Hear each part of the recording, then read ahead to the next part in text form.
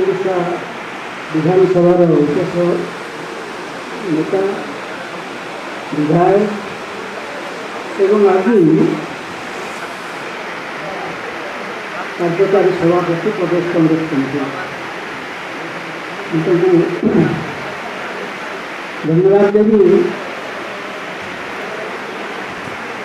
ଯେ ଆମ ଲୋକ କୁହାଯାଉଥିଲା ଯେମିତି ବିଶୃଙ୍ଖଳିତ ଆମ କର୍ମୀଙ୍କୁ ଏବଂ ଆମର ସମ୍ମୁଖରେ ବସିଥିବା ଭାଇ ଭଉଣୀମାନଙ୍କୁ ଏବଂ ଉପରେ ଅଛନ୍ତି ସେମାନଙ୍କୁ ଗଭୀର କୃତଜ୍ଞତା ଜଣାଉଛି। ଆପଣମାନେ ଏତେ ସମୟ ଧରି ଶୃଙ୍ଖଳିତ ଭାବରେ ସମସ୍ତ ବକ୍ତାମାନଙ୍କୁ ଶୁଣୁଥିଲେ ଏବଂ ଧୈର୍ଯ୍ୟ ଧରି ରହିଥିବାରୁ ମୁଁ ଆପଣଙ୍କୁ ଧନ୍ୟବାଦ ଦେଉଛି। ଥିବା ସମସ୍ତ ବ୍ୟକ୍ତିବର୍ଗଙ୍କୁ ନୂଆ ନମନ ସମସ୍ତେ ଆପଣ ଜାଣିଛନ୍ତି ସେମାନେ ସମସ୍ତେ ନେତୃବର୍ଗର ଲୋକ ଏବଂ ସବୁଠାରୁ ଗୋଟିଏ କଥା ମୋ ମନରେ ଆସିଛି ଯେତେବେଳେ ଓଡ଼ିଶାରେ କଂଗ୍ରେସ ତୃତୀୟ ସ୍ଥାନକୁ ଚାଲିଗଲା ଗ୍ରାମ ପଞ୍ଚାୟତ ନିର୍ବାଚନ ବା ଜିଲ୍ଲା ପରିଷଦ ନିର୍ବାଚନ ହେଉ ବା ନିର୍ବାଚନ ହେଉ ତା ପରବର୍ତ୍ତୀ ଅବସ୍ଥାରେ ଯେଉଁମାନେ ଦାୟିତ୍ୱ ନେଲେ ଏବଂ ସେଥିରେ ମଧ୍ୟ ଠିକ୍ ଭାବରେ କାର୍ଯ୍ୟ ଚାଲିବାରେ ନାହିଁ ଯାହା କେନ୍ଦ୍ର କମିଟି ବା ନିଖିଳ ଭାରତ କଂଗ୍ରେସ କମିଟିକୁ ମଧ୍ୟ କିଛି ବରାଦ କଥା ଚାଲିଲା। ଏ ସବୁ କଥା ଯେତେ ବିଳମ୍ବ ହେଇଛି ବିଳମ୍ବ କାର୍ଯ୍ୟସୂଚୀ ଆମେ ସମସ୍ତେ ଓଡ଼ିଶାରେ ପ୍ରାୟ କଂଗ୍ରେସର ଯୁବ କଂଗ୍ରେସ ହେଉ ଛାତ୍ର କଂଗ୍ରେସ ହେଉ ମହିଳା କଂଗ୍ରେସ ହେଉ ବା ସମିତି କଂଗ୍ରେସ ହେଉ ପ୍ରାୟ ସମସ୍ତେ କହିଲେ ଯେ ନିରଞ୍ଜନ ପଟ୍ଟନାୟକ ସଭାପତି ହେଲେ କଂଗ୍ରେସ ପୁଣି ଥରେ ଜାଗି ଉଠିବେ ଏବଂ ଆପଣମାନଙ୍କର କଥା ଅନୁସାରେ ଓଡ଼ିଶାର କଂଗ୍ରେସ ଲୋକମାନଙ୍କର ଅନୁରୋଧ କରିବେ ରାହୁଲ ଗାନ୍ଧୀ ବିଳମ୍ବରେ ହେଲେ ମଧ୍ୟ ଆମ କଥାକୁ ରକ୍ଷା କରିଛନ୍ତି ଏବଂ ସେଥିପାଇଁ ତାକୁ କୃତଜ୍ଞତା ଆମେ ଧନ୍ୟବାଦ ଦେବା ଦରକାର ଏବଂ ଆମେ ବିଚାର କରିବା ଦରକାର ଯଦି ଭାରତବର୍ଷର ଜାତୀୟ କଂଗ୍ରେସର ସଭାପତି ସାରା ଓଡ଼ିଶା ରାଜ୍ୟର ଲୋକମାନଙ୍କର କଥାକୁ ଗ୍ରହଣ କରି ସେମାନଙ୍କର ମତ ଅନୁସାରେ ଖାଲି ନିରଞ୍ଜନ ବାବୁ ନୁହନ୍ତି ମୁଁ ଭାବୁଛି ମୁଁ ଯେତିକି ଏଇ 20-30 ବର୍ଷ ଭିତରେ କେବେ ଦେଖି ନାହିଁ ଯେ ସିଧାସଳଖ ଭାବରେ ଅଲ୍ ଇଣ୍ଡିଆ କଂଗ୍ରେସ କମିଟିର ନେତୃବର୍ଗ ଯେଉଁଟାକି ମହାଶୟ ରାଜୁବାବୁ ଆସିଛନ୍ତି ଆସିବା ଏବଂ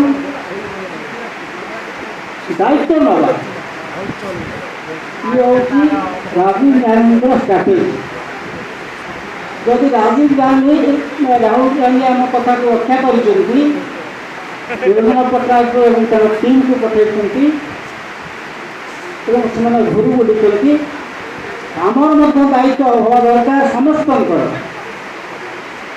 ଆମ କଥା ରକ୍ଷା କରିଥିବା ଆମର ନେତା ରାହୁଲଜୀ ଯେଭଳି ଭାବରେ ଆମକୁ ଖୁସିରେ ରଖିଛନ୍ତି ଆମ ମନକୁ ମାନିଛନ୍ତି ଆଗାମୀ ନିର୍ବାଚନରେ ଆମେ ତାର ପରିଷ୍କାର ଭାବରେ ପୁରସ୍କାର ଦେବା ଓଡ଼ିଶାରେ କଂଗ୍ରେସ ଦଳ ଜିତିବ ଏବଂ ଆମେ ସେଥିରେ ଯାଇକି ସମ୍ମାନିତ ହେବା ବା ସମ୍ମାନ ପାଇବା ସାଧାରଣ ଲୋକଙ୍କ ପାଇଁ ଆମେ ଯିଏ ଯେତେ କଥା କହିଲେ ମଧ୍ୟ ଆମକୁ କିଛି କଥା ଅନୁକରଣ କରିବାକୁ ପଡ଼ିବ। ଓଡ଼ିଶାରେ କେବେ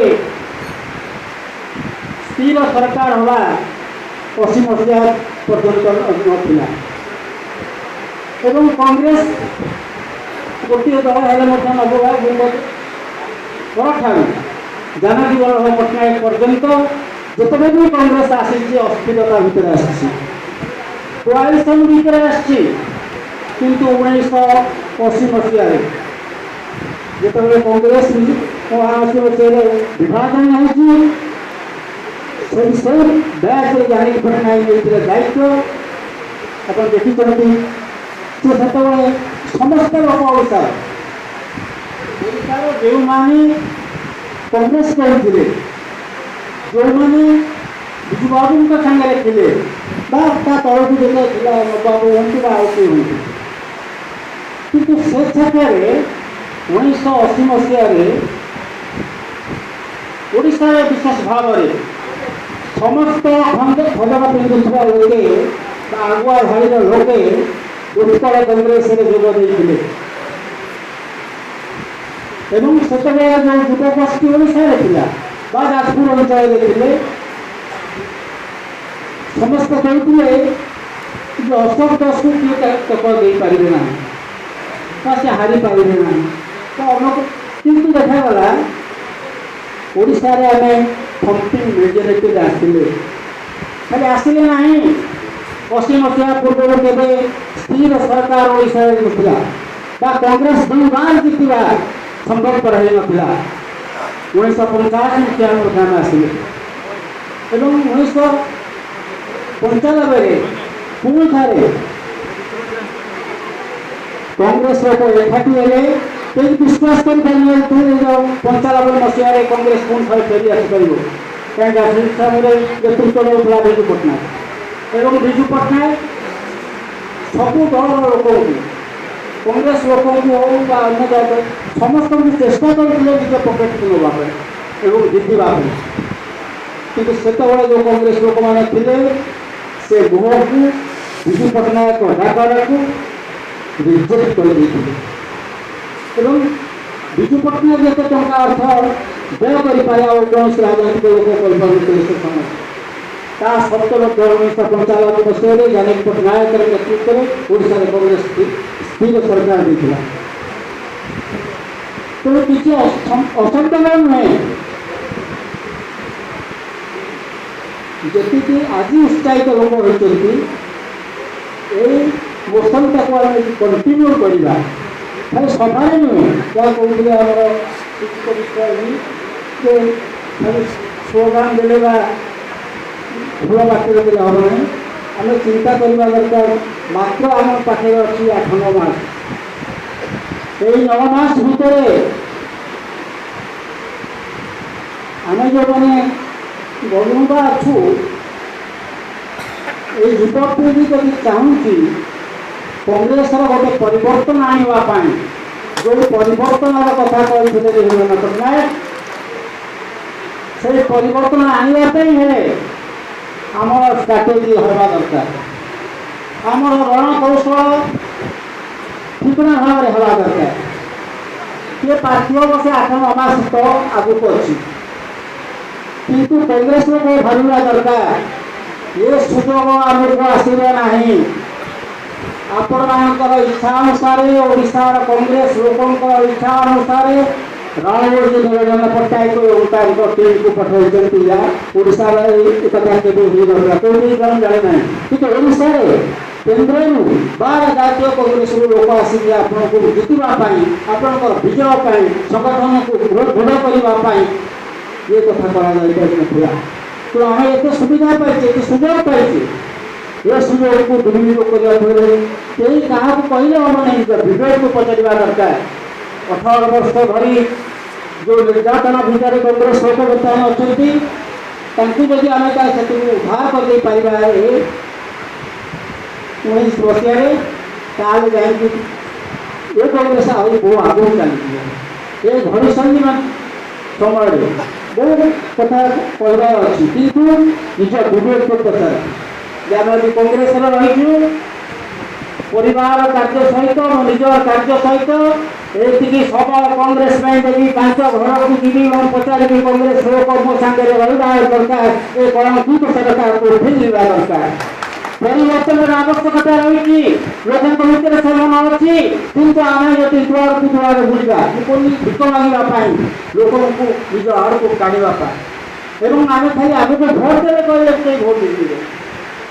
ଯେ ସରକାର ଅଛି ତାର ଯେତେ ସବୁ କାର୍ଯ୍ୟକ୍ରମ ସବୁ ବିରୋଧୀ ଲୋକ ବିରୋଧୀ ହେଉଛି, ତାକୁ ଆମକୁ ବୁଝେଇବା ପାଇଁ ଛତା ଜୋତା ଗାଡ଼ି ଏସବୁ ଥିଲା। ଆମେ ମଧ୍ୟ ଦେଇଛେ, ବିପିଏଲ୍ ଦେଇଛେ ଏବଂ ଦେଇଛେ, ଧମକ ଦେଇଛେ, କିନ୍ତୁ 1990 ମସିହାରେ ଆମେ ହାରିଛେ। କିନ୍ତୁ ଆମେ ଜବାବ ଦେବାକୁ ପଡ଼ିବ। ସାଧାରଣ ଲୋକଙ୍କ ଭିତରେ ଏଜୁକେଟେଡ୍ କରି କହିପାରିବ ଇଏ କିପରି ଭାଇ ରହିଛି, ଯାହାକୁ ଆମେ ମାନବୀ ଦଳ କଥା କୁହ କି ଫୋନ୍ କଥା କୁହ, ଆମେ ଆମରି କଥା ଦେଖ। ଏଇଠି ଆମେ ଡାକିନଥିଲେ ଯେତେବେଳେ ତୁମର ଏଇଠି ହେଲା ଆଦିବାସୀ ଆନ୍ଦୋଳନ, ସେତେବେଳେ ଯେତେବେଳେ ଲୋକଙ୍କୁ ମାରି ଦିଆଗଲା ଗୁଣି କରିକି 2006 ମସିହାରେ ପ୍ରଥମକୁ ଆପଣଙ୍କୁ ସେତେବେଳେ ଶୁଣିବାକୁ ଯାଇକି ଛାଁକୁ ଆସିଥିଲେ ଏବଂ ସେ କମିଶନର ରିପୋର୍ଟ ଆଜି ପର୍ଯ୍ୟନ୍ତ ବାହାରି ପାରିଲା ନାହିଁ। ବା ଯେଉଁମାନେ ହାତ ପାପୁଲି ଯାହାଙ୍କର ଯାଇଛି, ଯେଉଁ ଡାକ୍ତରମାନେ କାଟେଇଛନ୍ତି, ଯେଉଁ ପରିବାର ପୁରା ଉଚ୍ଛନ୍ନ ହୋଇଯାଇଛି ଆଜି ଖାଇବାକୁ ପାଉନାହାନ୍ତି ଆଦିବାସୀ ଲୋକ ଭାବମାନେ ଜଣେ ଡୋନେଟ୍ କରିଛନ୍ତି ଆଜି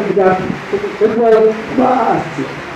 ସେ ସବୁ ପଛ କଥାକୁ ତାଙ୍କର ଅନ୍ୟାୟ ଅତ୍ୟାଚାର କଥାକୁ ଆମେ ଏଠି ଭାଷଣ ଦେବାରେ ଆମେ ସେ ସବୁ ଖାଇଦେଲେ ନେଇଗଲେ ଆମେ ନେଇପାରିବା ଦେଇପାରିବା।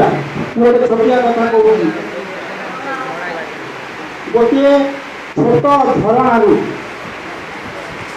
ବିଜେଡି ଲୋକ 29 ବର୍ଷ ହେଲା ତାକୁ କରେଇ ଦେଉନଥିଲେ। ଧନ୍ୟବାଦ ଦେବି ବିରୋଧୀ ଦଳର ଉପନେତାଙ୍କୁ, ସେ ଭଲ ଭାବରେ ଜାଣିଛନ୍ତି। ମୁଁ ତାଙ୍କୁ ଯେତିକି କହିଲି ନା ସେ ଯେଉଁ କାର୍ଯ୍ୟ କଂଗ୍ରେସ ତୁମ ନେଇଥିଲା 88-89 ମସିହାରେ ତା ନିଶ୍ଚିତ ଭାବରେ ଆମେ କରିବା। ଆପଣ ତାକୁ ସହଯୋଗ କରନ୍ତୁ, ପ୍ରଶ୍ନ କରନ୍ତୁ ଏବଂ ସେ RTI ସେଥିରେ ଆମେ ଜିତିଲେ। ଆଜି ସେ ଗାଁର ଲୋକେ ବା ସେ ଅଞ୍ଚଳର ଲୋକେ ଭାବୁଛନ୍ତି ଯେ ପ୍ରକୃତ କଂଗ୍ରେସ ପ୍ରଗତିର କାର୍ଯ୍ୟ କରେ, ସାଧାରଣ ଲୋକଙ୍କର କାର୍ଯ୍ୟ କରେ, ଚାଷୀ ମୂଲ୍ୟର କାର୍ଯ୍ୟ କରେ। ସେଥିପାଇଁ ଆମେ ନିଜକୁ ନିଜକୁ ସୁଧାରି ନେଇପାରିବା। ଭାବିବା ନା ଆମକୁ ସଡ଼କ ଆଣିବାକୁ ପଡ଼ିବ, ଆମେ କିପରି ଜିତିବା, ଆମେ ନିଶ୍ଚିତ ଭାବରେ ଜିତିବା। ମୋର ଆପଣ ସମସ୍ତଙ୍କୁ ଅନୁରୋଧ, ଯେଉଁ ତାକତରେ ଯେଉଁ ଓଷରେ ଆମେ 80 ମସିହାକୁ ଜିତିଥିଲେ, ଆସନ୍ତୁ ସମସ୍ତେ ସମାନ ହେବା, ପୁଣି 80 ମସିହା ଓଡ଼ିଶାରେ ଜିତିବା। ନମସ୍କାର, ଜୟ ଜଗନ୍ନାଥ।